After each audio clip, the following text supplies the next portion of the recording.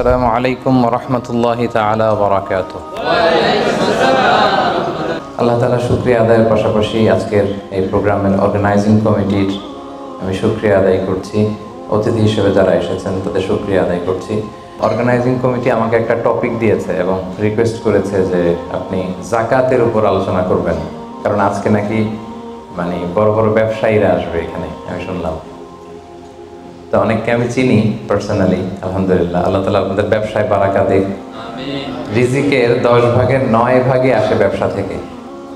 তো এটাতে অনেক বরকত। রাসূল সাল্লাল্লাহু আলাইহি ওয়াসাল্লাম নিজেও তো বিজনেস করেছেন, তাই না?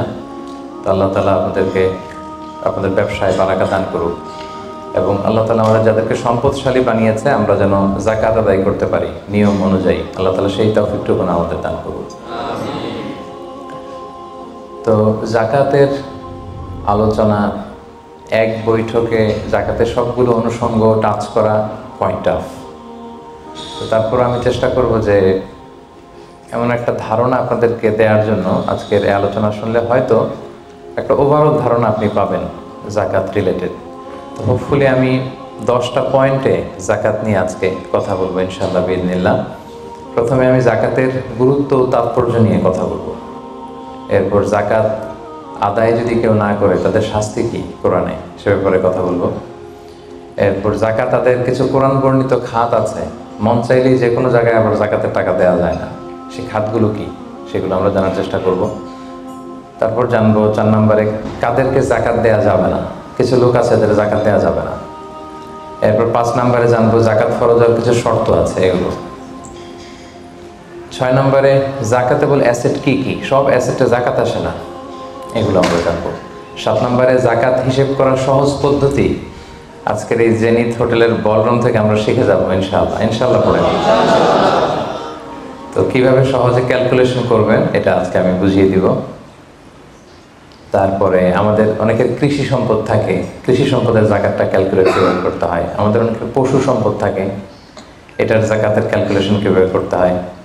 এবার সবশেষে 10 নম্বরে বলবো যে কি দিয়ে জাকাত দিলে বা কিভাবে জাকাত দিলে জাকাতটা প্রোডাক্টিভ হবে, ইফেক্টিভ হবে। আমাদের দেশে দেখবেন যে জাকাতের শাড়ি দেয়, খুব পাতলা শাড়ি, নিম্নমানের শাড়ি, যিনি পায় তারাও ইউজ করতে পারে না, কয়েকদিন ইউজ করার পরেই এটা ব্যবহার অযোগ্য হয়ে পড়ে, রং চলে যায়, ছিঁড়ে যায়। তাহলে তো এটা ইফেক্টিভ হলো না, কি বলেন, প্রোডাক্টিভ হলো না। কিভাবে কি দিয়ে জাকাত দিলে জাকাতটা প্রোডাক্টিভ হয় সেটাও আমরা বলবো। তো আল্লাহর মেহেরবানি যে আপনারা খুবই সুশৃঙ্খল, এটা দেখে আমার ভালো লাগছে। বিভিন্ন প্রোগ্রামে একটু বিশৃঙ্খলা হয়, যেটা আমি খুবই অপছন্দ করি। বিশৃঙ্খলা হলে আমি আলোচনা করতে পারি না, এরকম সুশৃঙ্খল পরিবেশ হলে কিছুদিনই কথা শেয়ার করা যায়। তো তাহলে আসুন আমরা মূল আলোচনায় চলে যাই। প্রথমে আমরা বলবো জাকাতের গুরুত্ব এবং তাৎপর্য। সম্মানিত দিনী ভাই এবং বোনেরা, আমরা সবাই জানি যে জাকাত হচ্ছে one of the 5 pillars of Islam. ইসলামের 5টা ভিত্তির একটা, 3 নম্বর ভিত্তি। প্রথমে ঈমান, তারপরে সালাত, তারপরেই জাকাত। একটা খুঁটি, একটা তাঁবুর 5টা খুঁটি থাকে। এর মধ্যে এই তাঁবুর 5টা খুঁটিকে যদি ইসলামের 5টা পিলারের সাথে তুলনা করি তাহলে মাঝখানের খুঁটিটার নাম জাকাত। মাঝখানের খুঁটি না থাকলে যেমনি তাঁবু উঁচু হয়ে দাঁড়াতে পারে না, তেমনি জাকাত ভিত্তিক অর্থ ব্যবস্থা না হলেও মুসলিম উম্মাহ মাথা উঁচু করে দাঁড়াতে পারে না। যেমন এখন আমাদের জাকাত ভিত্তিক অর্থ ব্যবস্থা নাই, ফলে গোটা বিশ্বে আমরা কিন্তু ওইরকম নেতৃত্ব স্থানীয় বা উন্নতির একেবারে শীর্ষস্থানে ওই পর্যায়ে কিন্তু আমরা যেতে পারি নাই, কারণ জাকাতের যে ডাইনামিজম এটাকে আমরা কাজে লাগাইনি। তো যারা দান করে তাদেরকে আল্লাহ তাআলা খুব পছন্দ করে। দানশীল ব্যক্তি তিনি কিয়ামতের দিন নিজের আমলনামা দেখে বিশ্বাসই করতে পারবে না এটা তার আমলনামা, কারণ আল্লাহ তাআলা ওই দানের সওয়াবটাকে ফুলিয়ে ফাঁপিয়ে পেলে পুষে পাহাড়ের সমান করে তারপরে আমলনামায় ঢুকিয়ে দিবে। সুবহানাল্লাহ। এবং দানকারী ব্যক্তির যত বালা মুসিবত আছে দানের কারণে আল্লাহ এটা দূর করে দেয়। আরশের নিচে আল্লাহ তাআলা তাকে স্পেশাল ছায়া দিবে কিয়ামতের দিন, যেদিন কোনো ছায়ার ব্যবস্থাপনা থাকবে না। তো এই দানের ব্যাপারটা সব ধর্মে আছে। হিন্দু ধর্মেও কিন্তু দানের ব্যাপারে উৎসাহিত করে, বৌদ্ধ ধর্মে দেখবেন আছে চ্যারিটি, ডোনেশন, ফান্ড রাইজিং, এগুলো আছে। ইহুদি ধর্মে, খ্রিস্ট ধর্মেও আছে। তবে ইসলাম এক্ষেত্রে অনন্য। ইসলাম শুধু দানকে উৎসাহিতই করেনি অন্য ধর্মের মতো, ইসলাম এটাকে ফরজ বানাই দিয়েছে। সুবহানাল্লাহ পড়বেন না? নির্দিষ্ট পরিমাণ সম্পদ যদি নির্দিষ্ট সময় পরিমাণ কারো কাছে থাকে, তাহলে তার উপর দান করা ইসলামে কি করে দিছে? ফরজ। অন্য কোনো ধর্ম দানকে ফরজ করেনি, উৎসাহ দিয়েছে সব ধর্ম, কিন্তু ইসলাম এক্ষেত্রে ইউনিক। অন্য ধর্ম দানের ব্যাপারে ইন্সপায়ার করে, ইসলাম এটার অব্লিগেটরি বানিয়ে দিয়েছে, দিতেই হবে। এবং ইসলাম বলে আপনি দান করে জাকাত দিয়ে মোটেও যাকে দিলেন তার প্রতি করুণা করেননি, এটা তাদের প্রতি কিন্তু দয়া না। আমি আজকে যাকে জাকাত দিলাম আমি মোটেও দয়া করিনি, করুণাও করিনি, অনুকম্পাও না, বরং এটা তার হক। এটা কি? অফি আমওয়ালিহিম হাক্কুন লিসাইলি ওয়াল মাহরুম, ধনীদের সম্পদে গরিবদের হক। আল্লাহ বলেছেন অধিকার।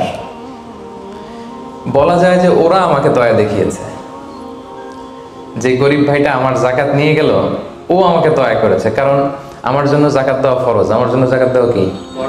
আমি আদায় করতে না পারলে জাহান্নামে যাব। কিন্তু যে জাকাত নেয়ার হকদার, ওর জন্য কি জাকাত নেয়া ফরজ? কথা বুঝে নাই বোধহয়। গরিব মানুষ, ওর জন্য কি জাকাত নেয়া ফরজ? ও যদি বলে আমি গরিব আছি, ভালো আছে, নিব না জাকাত, কিছু করা যাবে?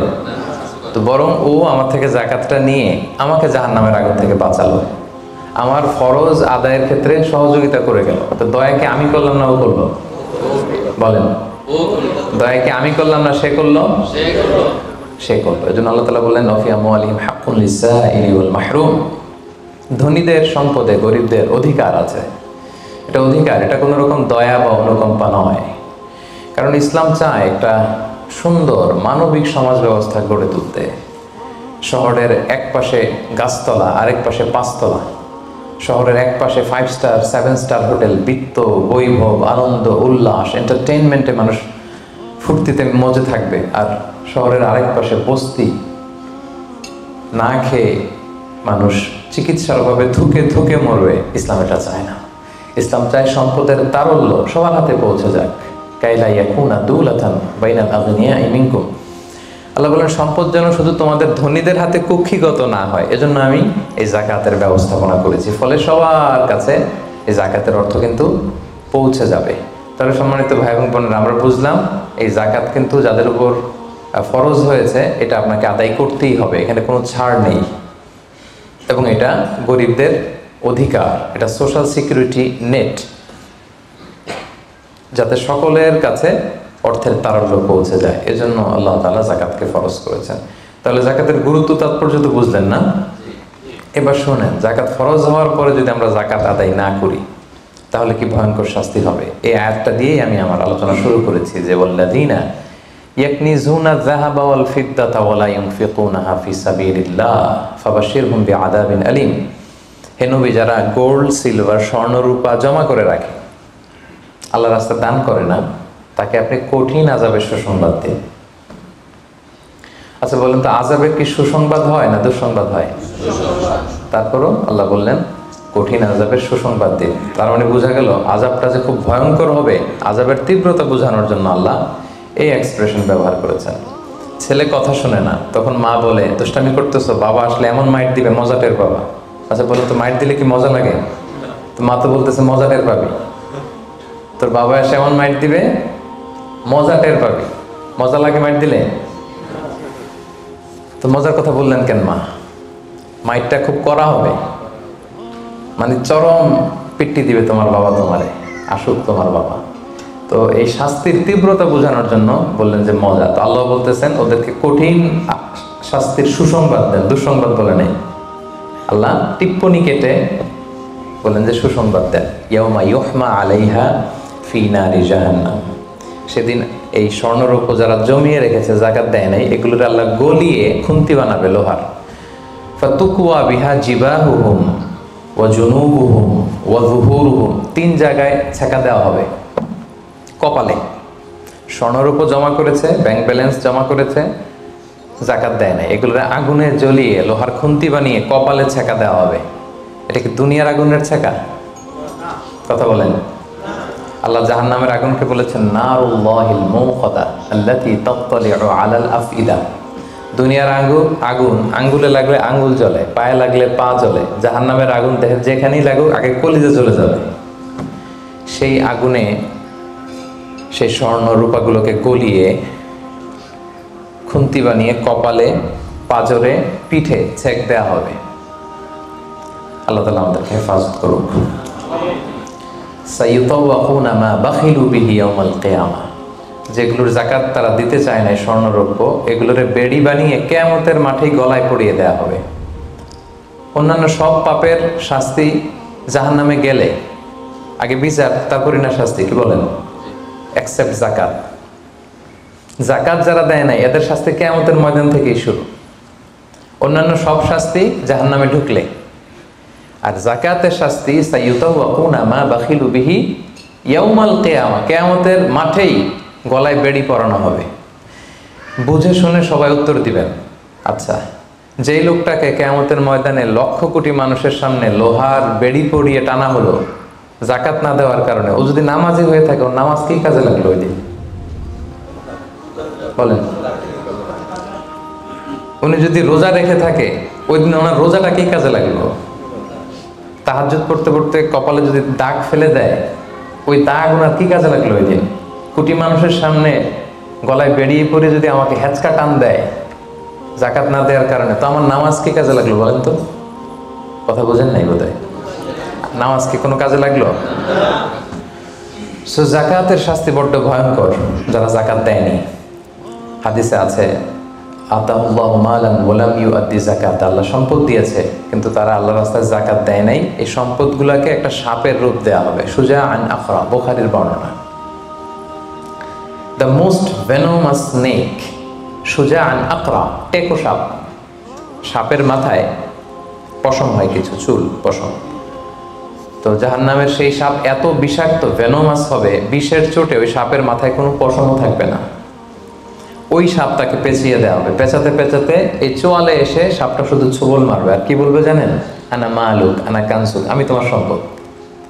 আমাকে ভোগ করার জন্য ব্যাংকে রেখে দিছিল না ফিক্সড ডিপোজিট করে, যাকাত ক্যালকুলেশন করে দেওয়া নাই? আনা মালুক, আনা কানসুক, বলতেই থাকবে, এক একটা ছোবল মারবে, আনা মালুক, আনা কানসুক, am your wealth, am your bank balance, আমি তোমার সম্পদ, আমি তোমার গহনা, আমি তোমার জুয়েলারি, আমি তোমার অর্নামেন্টস, আমি তোমার গচ্ছিত সম্পদ।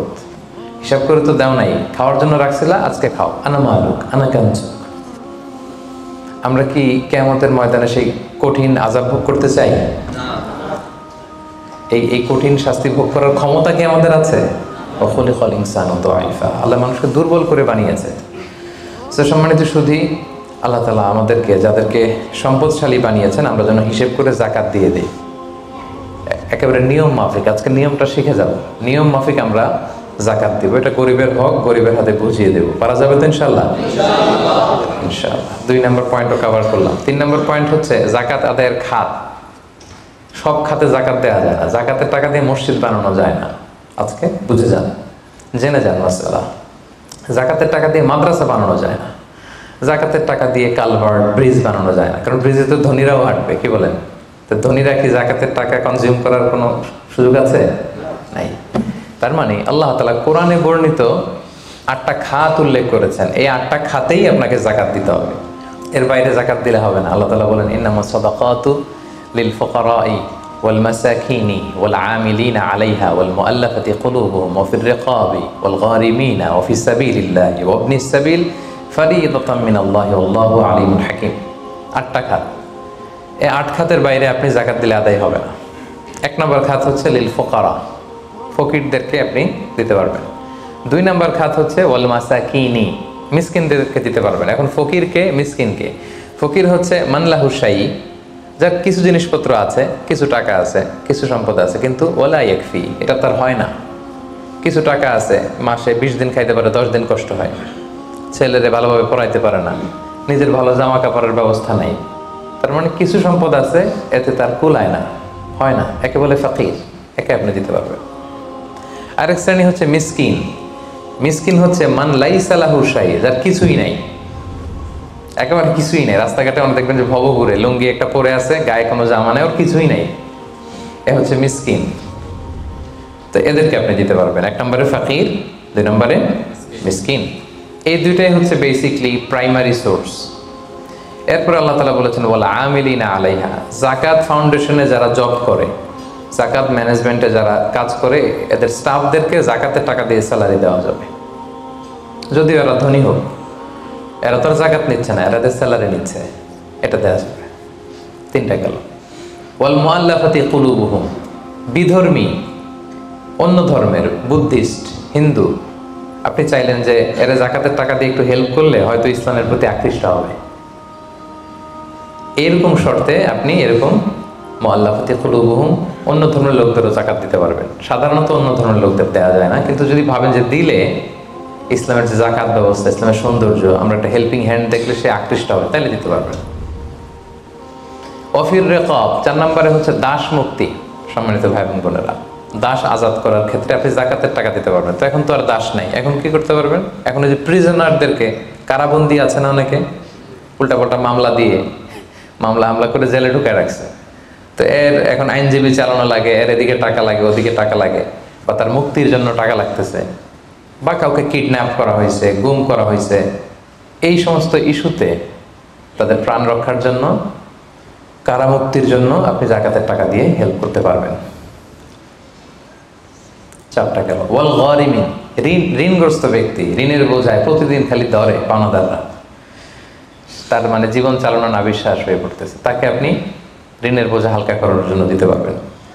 অফিস সাবিলিল্লাহ, 6 নম্বর হচ্ছে আল্লাহর রাস্তায় যারা আছে। এগুলোর প্রত্যেকটা আমি 1 ঘন্টা করে আলোচনা করতে পারবো। প্রত্যেকটা পয়েন্ট যদি ইন ডিটেল ফিকহি ইস্যুসগুলো নিয়ে কথা বলি, লম্বা চড়ে আলোচনা হবে। আমি জাস্ট আপনাদের মাথায় একটু করে জাস্ট শোনাচ্ছি, তাহলে ওভারঅল একটা ধারণা আপনি পেয়ে যাবেন। ফি সাবিলিল্লাহ, আল্লাহর রাস্তায় যারা আছে, এর দ্বারা উদ্দেশ্য হচ্ছে যারা আল্লাহর রাস্তায় জেহাদ করছে, ফিলিস্তিনে আমার ভাইরা জেহাদ করছে, কাশ্মীরে জেহাদ করছে, সশস্ত্র সংগ্রামে তাদের যে যুদ্ধাস্ত্র যা যা প্রয়োজন, এই ক্ষেত্রে আপনি দিতে পারবেন। আধুনিক সময় অনেক স্কলাররা বলে যে এই যে এতিমখানাতে অনেক ছেলে আছে, অনাথ, এতিম, তারপর টাকা পয়সা নাই, তারাও তো তাদের লাইফটা ইসলামের জ্ঞান আহরণের জন্যই ডেডিকেট করেছে, তারাও ফি সাবিলিল্লাহ, ওখানেও দিতে পারবেন। সর্বশেষ হচ্ছে ফি সাবিলিল্লাহি ওয়াবনিস সাবিল, পথিক যদি নিঃস্ব হয়ে যায়, তাকে আপনি জাকাতের টাকা দিয়ে হেল্প করতে পারবেন। ধরেন একজন পথিক, বাড়ি হচ্ছে কেলান্তান, এখন কেলে আইসা মলম পার্টির খপ্পরে পড়া সব শেষ, কিছুই নাই আর, তার সব নিয়ে গেছে। তো এখন সে ওইদিকে কেলান্তানে অনেক ধনী, কিন্তু এইখানে টাকা পয়সা নাই। এখন এই যে তার টাকা নাই, তাকে পোষতে হবে, তা খাইতে হবে, আপনি জাকাতের টাকা দিয়ে তাকে হেল্প করতে পারবেন। এখন অবশ্যই এটা খুব প্রযোজ্য না, কারণ ক্রেডিট কার্ড থাকে বাংলাদেশে, ধরেন বিকাশ সে সিস্টেম আছে, বা সামহাও তার কারো নাম্বার মুখস্থ থাকলে ফোন করলে টাকার ব্যবস্থা হয়ে যাবে, কিন্তু শরীয়ত কিন্তু এটাও রেখেছে, পথিক মুসাফিরকে আপনি হেল্প করতে পারবেন। তাহলে এই 8টা খাত ছাড়া কিন্তু সম্মানিত ভাই বোন বোনেরা, আপনি অন্য খাতে জাকাত দিলে জাকাত আদায় হবে? মন মতো দিলে হবে না। কিন্তু 4 নম্বরে আমরা জানবো কাদেরকে জাকাত দেওয়া যাবে না। এতক্ষণ তো জানলাম কোথায় কোথায় দেওয়া যাবে, এবার শুনবো কাদের দেওয়া যাবে না। 1 নম্বর, হাশিমি খানদানের কাউকে দেওয়া যাবে না। বানু হাশিম মানে রাসূলুল্লাহ সাল্লাল্লাহু আলাইহি ওয়াসাল্লামের বংশধর। আমাদের একটা বংশ আছে না, কেউ মুন্সি বংশ, কেউ চৌধুরী বংশ, কেউ ওই বংশ। রাসূল সাল্লাল্লাহু আলাইহি ওয়াসাল্লামের বংশের নাম কি? হ্যাঁ, কুরাইশের হাশিমি খানদানের বংশ ওনার, বানু হাশিম ওনারা। কুরাইশ হচ্ছে অনেক বড় একটা গ্রুপ, এটার মধ্যে বানু জাহারা আছে, বানু হাশিম আছে। তো এখানে রাসূল সাল্লাল্লাহু আলাইহি ওয়াসাল্লাম হচ্ছেন বনু হাশিম। বনু হাশিমের লিনিয়েজে যারা আসবে, আপনি যদি জানতে পারেন তিনি বনু হাশিম, আপনি জাকাত দিতে পারবেন না, ওনারা জাকাত খেতে পারবে না। তাদের মধ্যে এখন যদি কেউ গরিব থাকে, আপনি অন্য ফান্ড থেকে দিবেন, এমনি চ্যারিটি করবেন, কিন্তু জাকাতের টাকা আমাদেরকে দেওয়া যাবে না, যেহেতু নবীর বংশের সম্মানিত। জাকাতের খেজুর একবার মদিনায় স্তূপ করে রাখা। রাসূল সাল্লাল্লাহু আলাইহি ওয়াসাল্লামের ছোট নাতি হুসাইন রাদিয়াল্লাহু তাআলা আনহু, তখন তো ছোট পায়ে হাঁটতে হাঁটতে যে ওই জাকাতের একটা খেজুর নিয়ে খাওয়া শুরু করছে। বাচ্চা থাকতে তো সবাই আমরা এরকমই করতাম, খাবার পেলেই কি বিস্কিট দেখলে, চকলেট দেখলে, এটা কার, আমার না কার, এটা দেখার বিষয় না, আগে মুখে দাও। তো হুসাইন রাদিয়াল্লাহু তাআলা আনহু জাকাতের খেজুর তো উনি বোঝে নাই, উনি হাঁটতে হাঁটতে যে জাকাতের খেজুর খাওয়া শুরু করছে। রাসূল সাল্লাল্লাহু আলাইহি ওয়াসাল্লাম দূর থেকে দেখে উনি দৌড়ে গেলেন, যে বললেন কিখ কিখ, হাদিসে আছে শব্দটা, আরবিতে বলে কিখ কিখ, মানে আমরা বাংলায় কি বলি ওয়াক থু, থু মেরে ফেলে দাও, থুতু ফেলো যেটা বলি। রাসূল সাল্লাল্লাহু আলাইহি ওয়াসাল্লাম বললেন লা তা'লাম আন্না লা নাকুলু সাদাকা, নানা ভাই তুমি কি জানো না যে আমরা সাদাকার মাল খেতে পারি না? নাতিকে শিক্ষা দিচ্ছে, এডুকেট করছে যে হুসাইন তুমি কি জানো না যে আমরা সদাকার মাল খেতে পারি না, আমরা তো বানু হাশেম। এবং রাসূল সাল্লাল্লাহু আলাইহি ওয়াসাল্লাম জোর করে ওই খেজুরটা বের করে দিলেন মুখ থেকে। তাহলে বনু হাশেমের কাউকে দেওয়া যাবে না, অমুসলিম কাউকে যাকাত দেওয়া যাবে না, এক্সেপ্ট ওয়াল মুআল্লাফাতি কুলুবুহুম, যদি এই ইস্যু হয় যে এটা দিলে ইসলামের প্রতি তার একটু আকর্ষণ বাড়বে, এরকম হলে দিতে পারবেন, ইন জেনারেলি দেওয়া যাবে না। 3 নম্বর হচ্ছে ধনী কাউকে যাকাত দেওয়া যাবে না, যার টাকা আছে এরা যাকাত দেওয়া যাবে, পয়সাওয়ালা কাউকে না। তবে এখানে এক্সেপশন হচ্ছে ওই যে ওয়ালা আমিলিনা আলাইহা, যাকাত সেন্টারে যদি জব করে স্যালারি দেওয়া যাবে। পথিক হয়ে যদি নিঃস্ব হয়ে যায়, আসলে ধনী তো রাস্তায় টাকা পয়সা হারাই ফেলছে, তাকে দেওয়া যাবে। আল্লাহ রাস্তায় জেহাদ করতেছে ধনী, কিন্তু জেহাদের সামগ্রীর মধ্যে যদি জাকাতের সম্পদের কিছু থাকে ওটা উনি ইউজ করতে পারবে। 4 নাম্বার, ঔরসজাত সম্পর্কের কাউরে জাকাত দেওয়া যায় না। হ্যাঁ, আপনার বাবা, আপনার মা, আপনার নানা নানি, দাদা দাদি, যত উপরে যাক এদেরকে আপনি জাকাত দিতে পারবেন না। আপনার নিচের যারা, আপনার ছেলে মেয়ে, আপনার নাতি নাতনি, এদের ছেলে মেয়ে ছেলে মেয়ে ছেলে মেয়ে যত যাবে, যত নিচে যাক, জাকাত দিতে পারবেন না। গেল। 5 নাম্বার হচ্ছে স্বামী তার স্ত্রীকে জাকাত দিতে পারবে না। কেন? কারণ স্ত্রীর ভরণ পোষণ দেয়া স্বামীর জন্য কি ফরজ বা ওয়াজিব। তা আপনার তো তার ভরণ পোষণ দিতে হবে, জাকাত দেবেন কিভাবে? স্ত্রী দিতে পারবে হাজবেন্ডকে। ইন এনি কেস আসলে হাজবেন্ড ওয়াইফের মধ্যে জাকাত দেওয়ানোর সম্পর্ক নাকি? তো ভালোবাসার সম্পর্ক, স্বামী স্ত্রীর মধ্যে তো ভালোবাসার সম্পর্ক। তো ইন এনি কেস ইসলাম বলে যে প্রত্যেকে কিন্তু ইন্ডিভিজুয়াল। একটা জিনিস খেয়াল রাখবেন, আপনি আর ভাবির জাকাত কিন্তু একসাথে হবে না, বুঝতে পারছেন? ভাবির জাকাত ভাবি দিবে, আপনার জাকাত আপনি দিবেন। ইসলামে প্রত্যেককে আলাদা ইন্ডিভিজুয়াল হিসেবে আল্লাহর কাছে দাঁড়াইতে হবে। নামাজের হিসাব যেমনি আমার আলাদা, আমার বউয়ের আলাদা, জাকাতেরটাও আমার আলাদা, আমার স্ত্রীর আলাদা। অনুরূপভাবে যাদের ভরণ পোষণের দায়িত্ব আপনার কাঁধের উপর, তাদেরকে আপনি জাকাত দিতে পারবেন না, কারণ এটা আপনার দায়িত্ব, এজন্য পারবেন না। এবার জাকাত ফরজ হওয়ার শর্ত আছে, এই শর্তগুলো আমরা শুনব। 5টা শর্ত। প্রাইমারি শর্ত হচ্ছে নেসাব পরিমাণ সম্পদের মালিক হওয়া, আর এটা হাওলানিল হাওল, 1 বছর থাকা। এগুলো হচ্ছে প্রাইমারি শর্ত। আরও 3টা সেকেন্ডারি শর্ত হচ্ছে আল মিলকিয়া, পূর্ণ ওনারশিপ থাকা, আর জিয়াদা, এটা আপনার অতিরিক্ত টাকা এটা হওয়া, আর হচ্ছে আদামুদ্দুয়ুন, ঋণ না থাকা। এই 5টা শর্ত আমি ব্যাখ্যা করলে আপনি বুঝবেন। 1 নম্বর হচ্ছে নিসাব পরিমাণ সম্পদের মালিক হওয়া। আপনি সামান্য কিছু সম্পদের মালিক হইলে এখান থেকে জাকাত দিতে হবে, শরীয়ত কিন্তু এটা বলে নাই। সুবহানাল্লাহ। আপনি জাকাতের নিয়ম শুনলে দেখবেন যে ইসলাম কতটা ব্যালেন্সড। একটা থ্রেশহোল্ড আছে, একটা স্ট্যান্ডার্ড আছে, এই মানে গেলে দিবেন। সেটা কত? সেটা গোল্ড আর সিলভার দিয়ে রাসূল সাল্লাল্লাহু আলাইহি ওয়াসাল্লাম দিয়েছেন, কারণ তখন গোল্ড আর সিলভারের কয়েন ছিল, মুদ্রা ছিল। আগে কিন্তু সোনা আর রূপা দিয়েই মুদ্রা বানানো হতো, পরে এটা পেপার মানি শুরু হয়েছে, কাগজের টাকা। তো একটা হচ্ছে দিনার আর একটা দিরহাম। তো রাসূল সাল্লাল্লাহু আলাইহি ওয়াসাল্লাম যে থ্রেশহোল্ড বেঁধে দিয়েছেন সেটা হচ্ছে 7.5 তোলা স্বর্ণ বা 52.5 তোলা রূপা। আই রিপিট, এটা সবাই জানেন আশা করি, যে 7.5 তোলা স্বর্ণ আর 52.5 তোলা রূপা।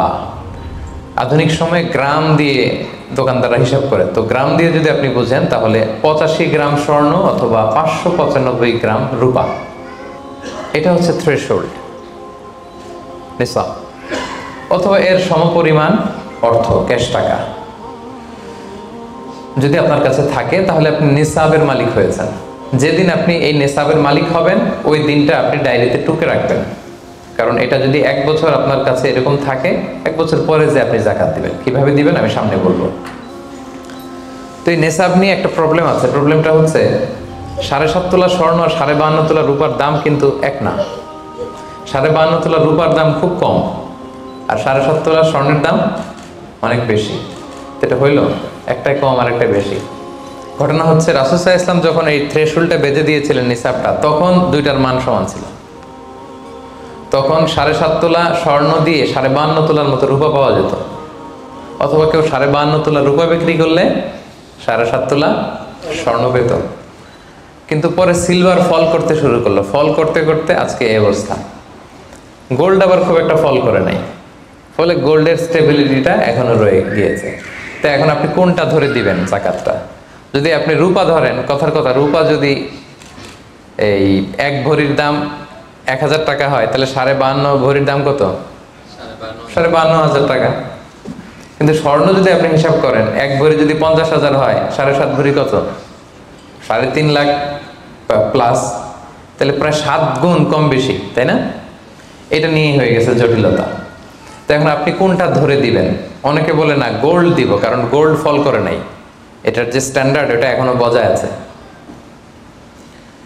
এটা নিয়ে অনেক আলোচনা, আমি খুব সংক্ষেপে বলি। কেউ বলে গোল্ড দিব, কেউ বলে রূপা দিব। এখন আমি কি বলি? আমি আপনাদেরকে সাজেস্ট করবো আপনারা রূপারটা ধরবেন। রূপারটা ধরলে কি লাভ হবে জানেন? 2 দিকেই লাভ, আপনারও লাভ, যিনি নেবে আরও লাভ। রূপারটা ধরলে বেশি সংখ্যক লোক জাকাত দান করতে হবে, তাই না? আর বেশি সংখ্যক গরিব লোকও টাকা পাবে, কি বলেন? তো 2 পক্ষে লাভ হইল না? এখন প্রশ্ন করতে পারেন, হুজুর ও পাইছে ওর লাভ, আমার লাভ কি? আপনার তো সবচেয়ে বড় লাভ, আপনি তো সওয়াব পাবেন আখিরাতে। এটা আমাদের বেশি দরকার না? কি বলেন? যিনি গ্রহীতা উনি পেয়ে লাভ, তার লাভ হইল, আর যিনি দাতা তিনি সওয়াব পেয়ে লাভবান হইলেন, তিনি সম্মানিত জাকাত দাতা হইলেন। অল্প আসুক না, ধরেন আপনার 1000 টাকা জাকাত আসছে, তা আপনি যদি 1000 টাকা জাকাত দেন, এটা আপনার হৃদয়ে একটা প্রশান্তির কারণ হবে না? যে আমি সম্মানিত জাকাত দাতা, আলহামদুলিল্লাহ, আই এম এ জাকাত পেয়ার। এবং এত বড় একটা ফরজ ইবাদতের লিস্টে যে আপনি ঢুকতে পারছেন, এটাও তো কম কিসে, কি বলেন? এজন্য স্বর্ণেরটা না ধরে রূপারটা ধরবেন। আপনাদের যে টাকা পয়সা, আপনাদের তো হীরা দিয়ে করা দরকার আপনাদের নেশা। এনিওয়ে, তো এজন্য আপনারা রূপারটা ধরবেন, তাহলে লোকজন উপকৃত হবে বেশি, সম্মানিত ভাই এবং বোনেরা। তাহলে 5টা শর্তের প্রথমটা তো বুঝে গেছেন, নিসাব, কি বলেন? নিসাব বুঝে গেছেন না? 2 নম্বর শর্ত হচ্ছে শুধু এই নেশাব পরিমাণ সম্পদের মালিক হইলেই হবে না ভাইরা, এটাকে হাল আনিল হাউল বলে, মানে 1 বছর আপনার কাছে থাকতে হবে। দেখেন ইসলাম কতটা ভারসাম্যপূর্ণ। কিছু টাকা আপনার কাছে থাকলে এই জাকাত দাও না, এটা 1 বছর থাকতে হবে। যদি দেখা যায় যে আপনার সব খরচ শেষে 1 বছর এই টাকাটা আপনার কাছে অলস পড়ে আছে, তাহলে বোঝা গেল যে আপনি সম্পদশালী এবং আপনার অর্থের একটা স্টেবিলিটি আছে, কি বলেন? তাহলে আপনি নেশাব পরিমাণ সম্পদের মালিক হলেন, এবং 1 বছর যদি থাকে, 1 বছর শেষে আপনি জাকাত দিবেন। এই বছরটা কিন্তু সৌর বছর না, সোলার ইয়ারে হিসাব করলে হবে না, এটা লুনার ইয়ারে, চান্দ্র বৎসরে। খেয়াল রাখতে হবে, সৌর বছর জানুয়ারি ফেব্রুয়ারি মাসের যে হিসাবটা, এটা 365 দিনে 1 বছর। কিন্তু যেটা লুনার ইয়ার, চন্দ্র বছর, এটা কতদিন 1 বছর কে জানে? কেউ জানেন না? 300 হ্যাঁ 354 দিন, রাইট, 354 দিন, সামান্য কিছু সময়। তো 11 দিনের কিন্তু এখানে ডিফারেন্স আছে, 11 দিনের ডিফারেন্স আছে। তো আপনি হিসেব করবেন হচ্ছে চান্দ্র বছর অনুযায়ী, সৌর বছর অনুযায়ী না। তো সৌর বছর অনুযায়ী যদি করেন, তাহলে আপনার জাকাত কিন্তু 2.5% থাকবে না। চান্দ্র বছর অনুযায়ী আপনার 2.5%, সৌর বছর করলে ওইটা 2.58% হয়ে যাবে। একটু বাড়বে না? কারণ কতদিন বেশি?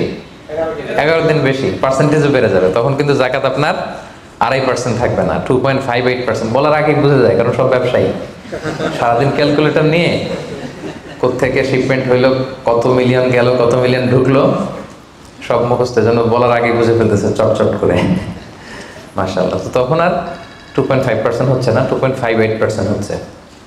তাহলে সম্মানিত ভাইরা, আপনি ধরেন, উদাহরণস্বরূপ ধরেন যে আপনি গত রমজানের 20 তারিখে সর্বপ্রথম নিসাব পরিমাণ সম্পদের মালিক হয়েছিলেন। তো তারপরে আপনি খেয়াল করবেন যে দেখি সারা বছর এই পরিমাণ অতিরিক্ত অলস টাকা আমার কাছে পড়ে থাকে কিনা। থাকতে থাকতে থাকতে থাকতে এই রমজানের 20 পর্যন্ত দেখেন যায় টাকা ওইটা তো আছে, আরও হয়েছে টাকা।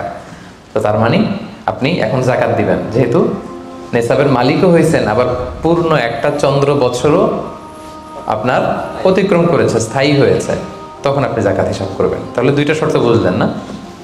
3 নাম্বার হচ্ছে ওনারশিপ।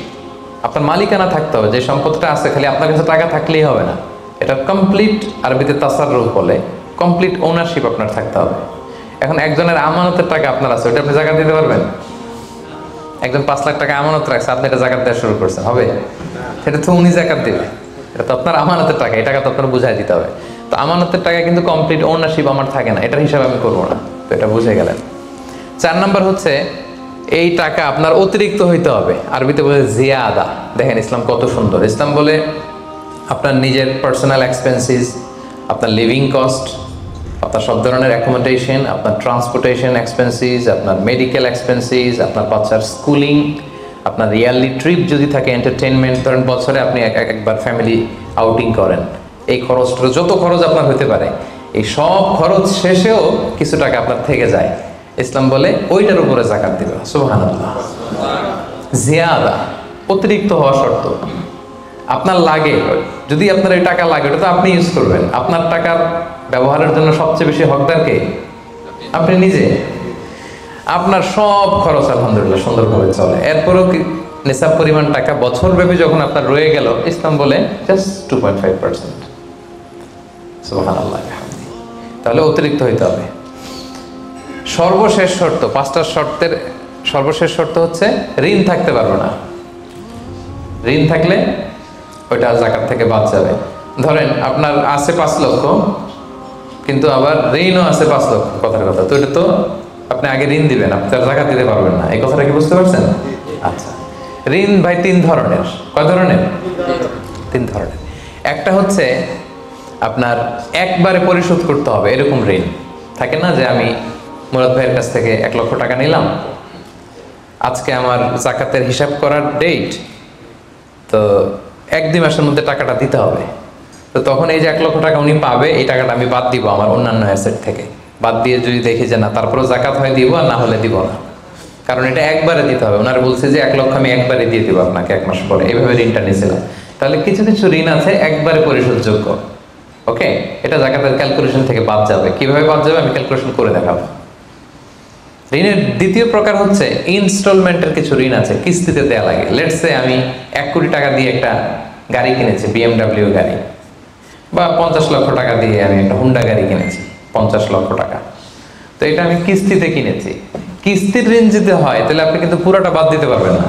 তখন সর্বোচ্চ 12 মাসের কিস্তি বাদ দিতে পারবেন, 12 মান্থসের, তাও এই চন্দ্র মাসের হিসাবে। কারণ যাকাতের হিসাবটা কি 12 মাসের হিসাব, তাই না? এটা একটা ইয়ারলি ক্যালকুলেশন। আপনি পুরোটা যদি একবারে বাদ দেন, তাহলে তো আপনার আর যাকাতই দেওয়া লাগবে না। কি বলেন? বাংলাদেশে অনেক বড় বড় সিআইপি ব্যবসায়ী আছে, ওনারা হাজার হাজার কোটি টাকা ব্যাংক থেকে ব্যবসায়ের কারণে ঋণ নেন, এবং ওনাদের ঋণ খেলাপি হয়। তো ওনারা যদি বলে হুজুর আমার তো ঋণ আছে, তো উনি আর যাকাত দিবে কি? ওনারই তো আমার যাকাত দেওয়া লাগবে এখন। কি বলেন? এরকম বড় বড় সিআইপিরা যদি ঋণের দোহাই দেয়, উনি আর যাকাত দিবে কি? উনি তো ঋণী, তাহলে ওনারই কিছু যাকাত আমাদের দেওয়া লাগবে। কারণ আমরা যাকাতের 8টা খাতের মধ্যে একটা পড়েছি, বল গরিমিনা। কি বলেন? ঋণগ্রস্ত ব্যক্তিকে যাকাতের টাকা দিয়ে হেল্প করা যায়, তো উনি আর দিবে কি? ওনারে দিই আমরা। ওই ঋণ বাদ দেওয়া যাবে না। ইনস্টলমেন্টের ঋণ হইলে 12 মাসের, আর ওইরকম ঋণ খেলাপি 1000 কোটি টাকা, এগুলো বাদ দেওয়া যাবে না। 3 নাম্বার ঋণ হচ্ছে লাক্সারি পণ্য কিনতে যে ঋণ হয়, এই ঋণ যাকাত থেকে বাদ দেওয়া যাবে না। বিলাসিতামূলক কিছু যদি আপনি কিনেন, আপনি একটা লাম্বরগিনি কিনলেন 10 কোটি টাকা দিয়ে, এটা আপনি যাকাত থেকে বাদ দিতে পারবেন? পারবেন না। তাহলে লাক্সারি আইটেমের যে ঋণ, এটা বাদ দেওয়া যায় না। তাহলে ঋণের ব্যাপারটা পুরোপুরি বুঝে গেছেন না? এই 5টা শর্ত যদি থাকে আপনার মধ্যে পাওয়া যায়, অর্থাৎ আল্লাহ তাআলা আপনাকে একটা নিসাব পরিমাণ সম্পদের মালিক বানিয়েছেন, এটা আল্লাহ তাআলা পুরো 1 বছর আপনার এই পরিমাণ টাকা আপনার মধ্যে স্টেবল ছিল, এবং এটার পূর্ণ ওনারশিপ আপনার আছে, এবং এটা আপনার সব খরচের অতিরিক্ত, এবং সবশেষে এটা আপনার ঋণের বাইরে। ওই সম্পদ থেকে আল্লাহ তাআলা আপনাকে যাকাত দিতে বলেছেন। তাহলে যাকাতের শর্ত সবার ক্লিয়ার? এবার হচ্ছে যাকাত যোগ্য সম্পদ কি কি? যাকাতে বলে অ্যাসেট, সব সম্পদে যাকাত হয় না। এই পয়েন্টটা খুব গুরুত্বপূর্ণ, আপনাদেরকে মনোযোগ দিয়ে শুনতে হবে। আপনারা মনোযোগ দিয়ে শুনতেছেন তো? আপনি ধরেন ওই যে উদাহরণ দিয়েছিলাম, গত রমজানের 20 তারিখে নিসাব পরিমাণ সম্পদের মালিক হয়েছেন, দেখলেন সারা বছর আছে এই টাকাটা, তো এই 20 রমজানে তো আপনি এখন হিসাব করবেন, তাই না? তো হিসাবে আপনি কি কি ধরবেন? সব সম্পদে যাকাত নাই। আপনার বাসার যে ফার্নিচার, এটা হিসাব করা লাগবে না। আপনার যে ফ্রিজ, আপনার যে এয়ারকন, আপনার যে থাকার যে ফ্ল্যাটটা, আপনার যে বাংলো বাড়ি, এগুলোতে কোনো যাকাত নাই। আপনার চলার জন্য যে গাড়িটা লাগে, এগুলোতে কোনো যাকাত নাই।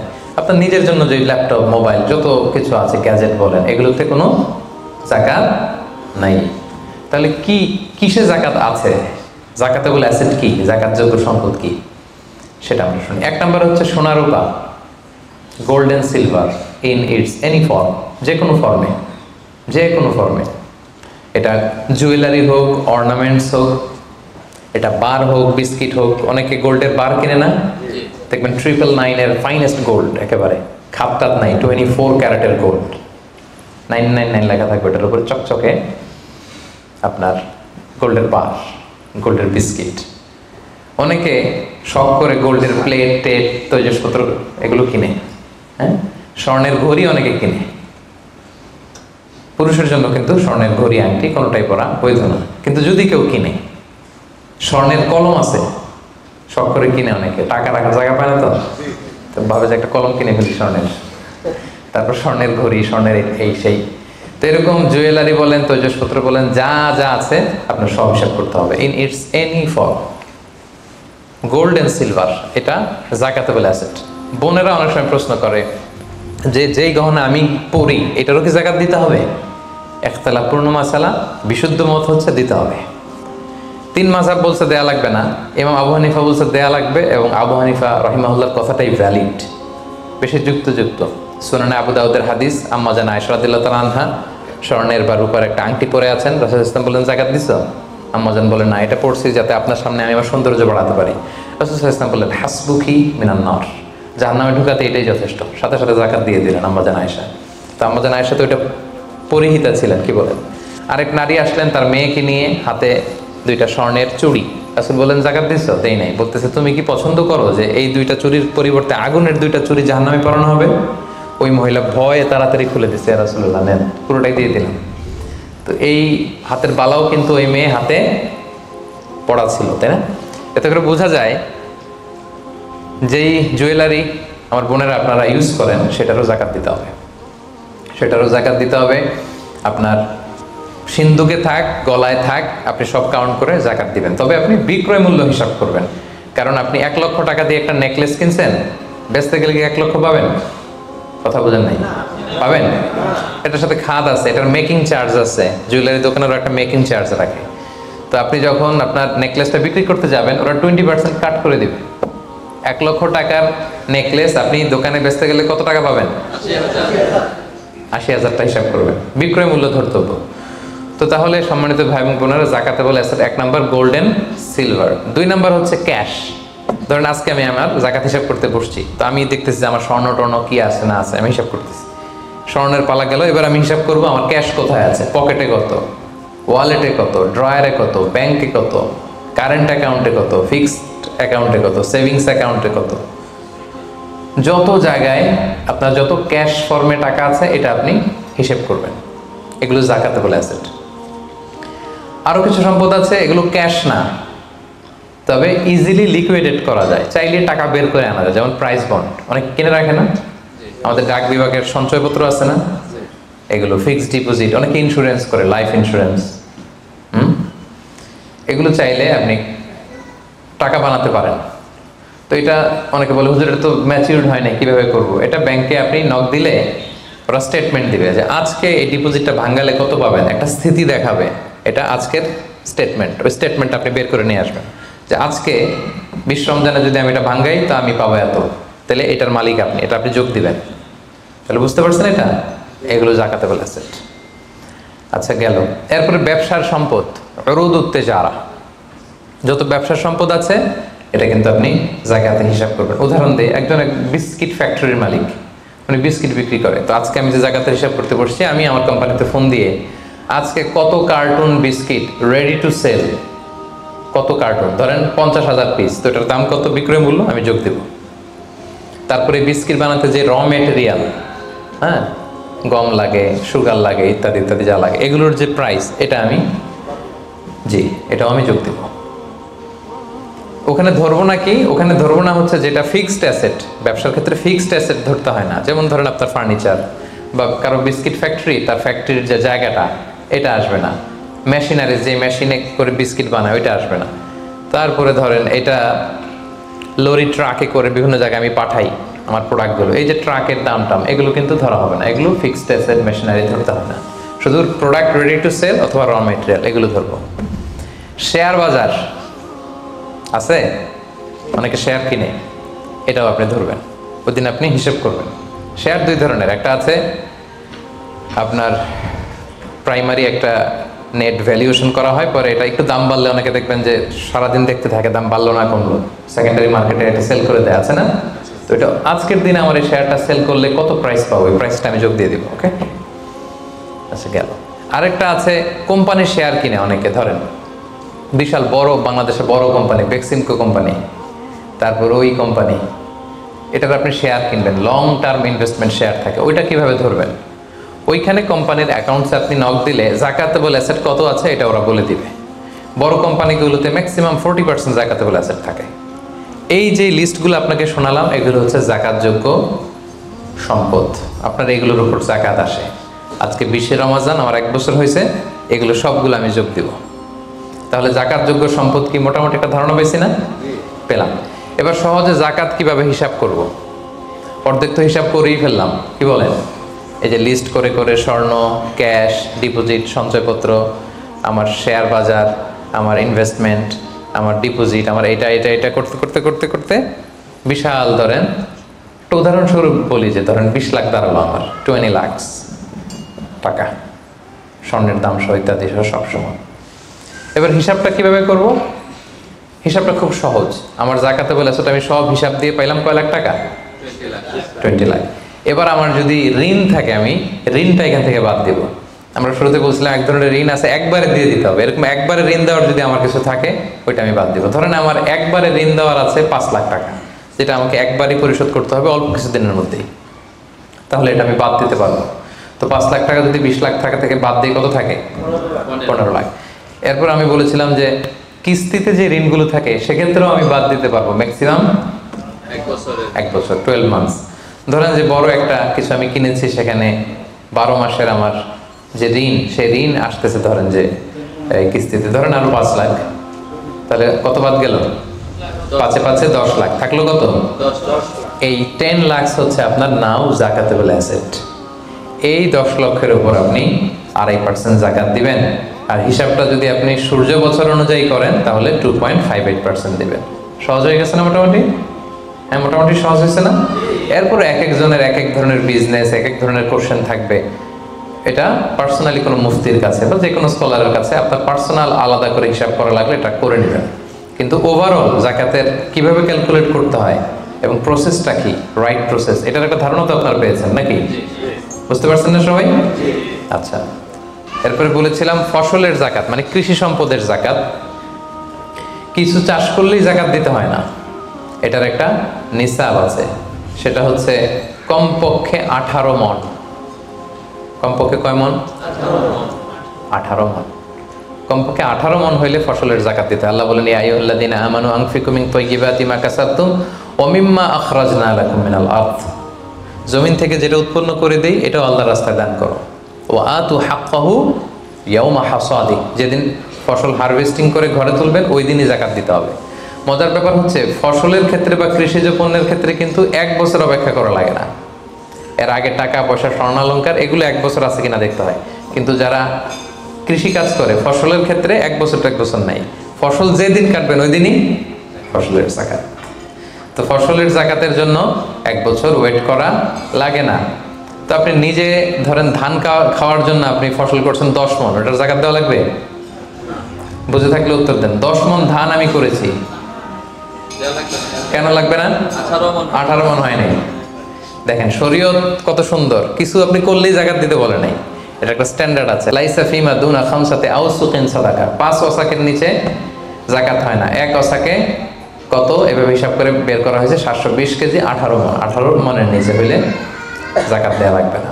আর একটা ব্যাপার হচ্ছে যে কোনো ফসলে জাকাত হয় না যে ফসলগুলোকে গুদামজাত করা যায়, পচনশীল যদি হয় হবে না। যেমন আম রাখা যায়, কলা রাখা যায়, পেঁপে রাখা যায়, শাকসবজি রাখা যায়, রাখা যাবে হচ্ছে চাল, ডাল, গম, ভুট্টা, খেজুর, এগুলা গুদামজাত যদি করা যায়, ওগুলো যদি 18 মণ হয় তাহলে আপনি জাকাত দিবেন। তো জামের চাষ যারা করে তারা কি মোটেও দিবে না জাকাতের কোনো কিছু থাকবে না? হ্যাঁ থাকবে। তাদের হচ্ছে উরুদুত যারা ব্যবসার হিসাবে, ওই যে হিসাব করবে যেদিন, ওই দিন দেখবে যে আজকে আমার বিক্রি করার মতো কয় খাঁচি আম আছে, 40 খাঁচি আছে, দাম কত, ওই অন্যান্যর সাথে যুক্ত করে নেবে। কিন্তু ফসলের দিতে হইলে কমপক্ষে 18 মণ, এবং এটা গুদামজাত করা যায় এমন পণ্য হইতে হবে। কিভাবে দিব বলেন? 18 মণের বেশি করছেন, ধরেন 100 মণ হয়েছে আপনার ধানের, কিভাবে দিবেন? 2.5% দিবেন না। ফসলের জাকাতের হিসাব হচ্ছে ওশর আর নিসফে ওশর। আরবি বুঝতে যদি কষ্ট হয় সহজ করে বলি, 10% আর 5%। ফসলের জাকাত হচ্ছে ভাই 10% আর 5%। 10% আরবিতে বলে উশুর।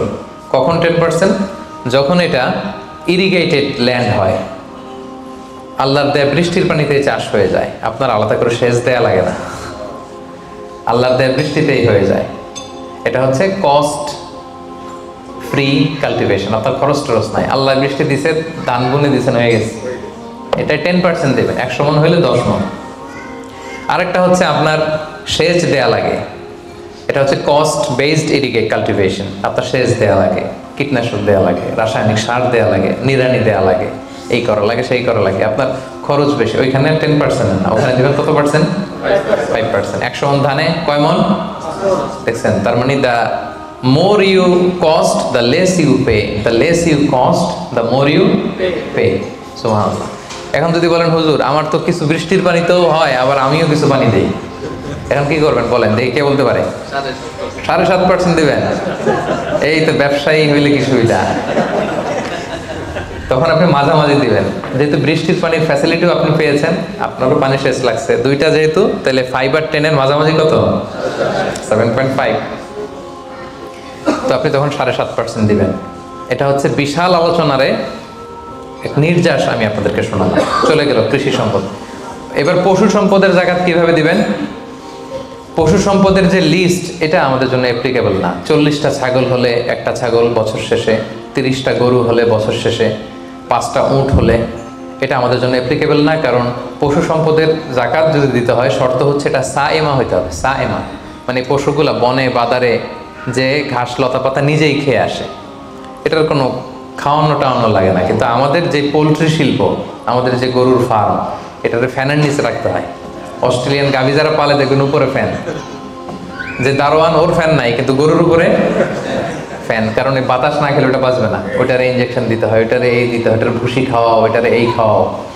তো এই পোলট্রি শিল্প, হ্যাচারি শিল্প, দুধের বিজনেস যারা করে, তাদের আসলে রাসূল সাল্লাল্লাহু আলাইহি ওয়াসাল্লাম যে পশু সম্পদের জাকাতের যে লিস্ট বলেছেন, ওইটার আওতাভুক্ত হবে না। তো তারা কি কোনো জাকাত দিবে না? দিবে। ওই যে উরুদুত্তি যারা ব্যবসায়ের পণ্য হিসেবে, আমি দুধ বিক্রি করি, সো আজকে যখন আমি হিসাব করব, আমি দেখবো যে আমার কত লিটার রেডি টু সেল, জানলাম যে 300 কেজি আজকে আমার দুধ আছে, এটা বিক্রি হবে, এটার দাম কত, এটা আমি যোগ দিয়ে দিব।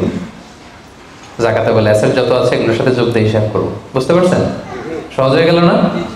10টা পয়েন্টের 9টাই শেষ। সর্বশেষ পয়েন্ট আমাদের ছিল যে কিভাবে জাকাত দিলে বেশি প্রোডাক্টিভ হবে। আমরা শুরুতে বলেছি জাকাতে শাড়ি বলে ইসলামের শাড়ি নেই, জাকাতে লুঙ্গি বলে লুঙ্গি নেই, এগুলো দিলে জাকাত যথাযথভাবে আসলে আদায় হয় না। তো জাকাতটা আমরা প্রোডাক্টিভ ওয়েতে দিব। দুইভাবে দিলেই আদায় হয়। একটা হচ্ছে আপনার রেগুলার যে নেসেসিটি, এগুলো পূরণের জন্য জাকাত দিলেও হবে। যেমন খাওয়া নাই, তো আপনি খাবার কিনে দিলেন, জামা নাই, জামা কিনে দিলেন, চিকিৎসার অভাব, অসুস্থ, আপনি ওষুধ কিনে দিলেন, আদায় হবে। কিন্তু এতে দারিদ্র বিমোচন হবে না। হবে? আজকে আপনি কিছু খাবার দিলেন, ও খেয়ে কালকে আবার ওদিকে জাকাতের লাইন, ওদিকে যে দাঁড়াবে, কি বলেন? এরপরের দিন শুনবে যে ওইখানে নাকি শাড়ি দিবে, ওইখানে যাবে। আপনি যদি পার্মানেন্ট সলিউশন করার ট্রাই করেন, এইটা হচ্ছে সবচাইতে ইফেক্টিভ, সবচাইতে প্রোডাক্টিভ। তো সেটার জন্য কোনো ফাউন্ডেশনের আন্ডারে, কোনো বোর্ডের আন্ডারে যদি করা যায়, বা আপনাদের মতো বিজনেস ম্যাগনেট যারা আছেন, আপনাদের যদি কোনো জাকাত ম্যানেজমেন্ট এরকম বোর্ড থাকে, আপনারা যদি করতে পারেন, আপনারা আপনাদের এলাকায় আপনারা চাইলে এভাবে দারিদ্র বিমোচন করতে পারবেন। তবে এটার জন্য শর্ত হচ্ছে মনিটরিং করা লাগে। ধরেন আপনি একজন মহিলা সেলাই করতে জানেন, তাকে সেলাই মেশিন কিনে দিলেন। একজন গরু পালতে চায়, গরু কিনে দিলেন। অস্ট্রেলিয়ান গাই কিনে দিলেন 2টা, এটার দুধ বিক্রি করে ফ্যামিলিটা মোটামুটি চলতেছে। এদের এক ছেলে আছে, সে সিএনজি চালাতে জানে, তো একটা সিএনজি কিনে দিলেন। এলাকায় সিএনজি চালায়, অটোরিকশা চালায়, ভ্যান চালায়, তার ফ্যামিলিটা চলবে না মোটামুটি? সে আর অন্য জায়গায় যে জাকাতের টাকা চাইবে? চাইবে না। এটা প্রোডাক্টিভ। তবে এটার ক্ষেত্রে আপনি যে পরে দিতে যাবেন না কিছু, দেখবেন কার কিসে আগ্রহ। আপনি যে সিএনজি কিনে একজনের দিলেন, কদিন পরে দেখবেন যে সিএনজি পেয়েছে, ও গাঁজা কিনে খাইতেছে। এরকম আছে?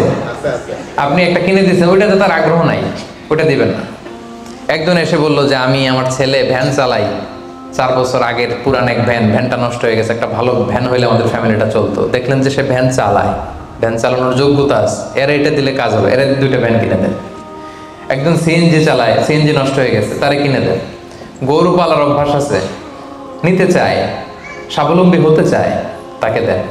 একজন এসে বলল যে আমার ছেলেটারে আমি বিদেশ পাঠাইতে চাই, ও যদি বিদেশে যায় আমার ফ্যামিলিটা সচ্ছল হবে, 5 লক্ষ টাকা লাগবে ওরে পাঠাতে। আমরা গরিব মানুষ 2 লাখ জোগাড় করছি, আর 3 লাখের জন্য পাঠাইতে পারতেছি না। চমৎকার, যদি দেশের বাইরে পাঠানো যায়। আপনি ওখানে 3 লাখ টাকা দিয়ে ছেলেটারে বিদেশে পাঠাই দিলেন, ওর প্রবাসী হিসেবে ও যে টাকা পাঠাবে, ওর পাঠানো টাকায় ওর ফ্যামিলিটা সচ্ছল হয়ে গেল, ঠিক না? এইভাবে যাকে যেটা দিলে এটা আপনি বুঝবেন, যার ক্ষেত্রে যেটা অ্যাপ্লিকেবল, তাকে যদি আপনি ওইভাবে জাকাতের টাকাটা দেন, ওটা বেশি প্রোডাক্টিভ হবে, ওটা বেশি ইফেক্টিভ হবে। এইভাবে প্ল্যান করে করে যদি আপনারা আপনাদের জাকাতের টাকাগুলো যারা হকদার তাদের হাতে তুলে দিতে পারেন, একে তো সে স্বাবলম্বী হবে, দারিদ্র বিমোচন হবে, এবং সমাজ থেকে আমাদের দারিদ্রতা উঠে যাবে। দারিদ্রতা খুব খারাপ জিনিস। রাসূল সাল্লাল্লাহু আলাইহি ওয়াসাল্লাম এই দারিদ্রতা থেকে পানাহ চাইতেন। রাসূল সাল্লাল্লাহু আলাইহি ওয়াসাল্লাম সবসময় পড়তেন, আল্লাহুম্মা ইন্নী আউযু বিকা মিনাল ফাকরি ওয়াল কিল্লাতি ওয়াদ যিল্লা, মানে হে আল্লাহ, আমি দারিদ্রতা, আমি কমতি আর আমি জিল্লতি থেকে পানাহ চাই। রাসূল সাল্লাল্লাহু আলাইহি ওয়াসাল্লাম সবসময় দারিদ্রতা থেকে পানাহ চাইতেন। সো এই দারিদ্রতা বিমোচনের জন্য জাকাতের যে ডায়নামিজম, এটা আমাদেরকে প্রপার ওয়েতে কাজে লাগাতে হবে। আশা করি যে 10টি পয়েন্টে আপনাদের সাথে জাকাত ম্যানেজমেন্টের উপর আলোচনা করেছি। সবাই বুঝতে পারছেন না পয়েন্টগুলো? ওভারঅল কিভাবে জাকাত প্রসেসটা হয়, জাকাত দিতে হয়, একটা ধারণা হয়েছে না? আল্লাহ তাআলা আমাদের সবাইকে কথাগুলো বোঝার ও আমল করার তৌফিক দান করুন। আল্লাহ তাআলা তার মেহেরবানিতে আমাদের যাদেরকে সম্পদশালী বানিয়েছেন, আমরা যেন জাকাত দিয়ে ধন্য হতে পারি, আল্লাহ তৌফিক দান করুন। আমরা যেন এই জাকাতের মাধ্যমে দারিদ্রতা বিমোচন করতে পারি, অভাগা সুবিধা বঞ্চিত মানুষের মুখে যেন আমরা হাসি ফোটাতে পারি, আল্লাহ তাআলা তৌফিক দান করুন। আমি আপনাদের সবাইকে আন্তরিক শুভেচ্ছা, শুকরিয়া এবং অভিনন্দন জানিয়ে এখানেই আজকের প্রোগ্রাম শেষ করছি। হাদা মা ইনদি ওয়াল ইলমু ইনদাল্লাহ, আলাইহি তাওয়াক্কালতু ওয়া ইলাইহি উনীব। সুবহানাকাল্লাহুম্মা ওয়া বিহামদিকা আশহাদু আল্লা ইলাহা ইল্লা আনতা আস্তাগফিরুকা ওয়া আতুবু ইলাইক।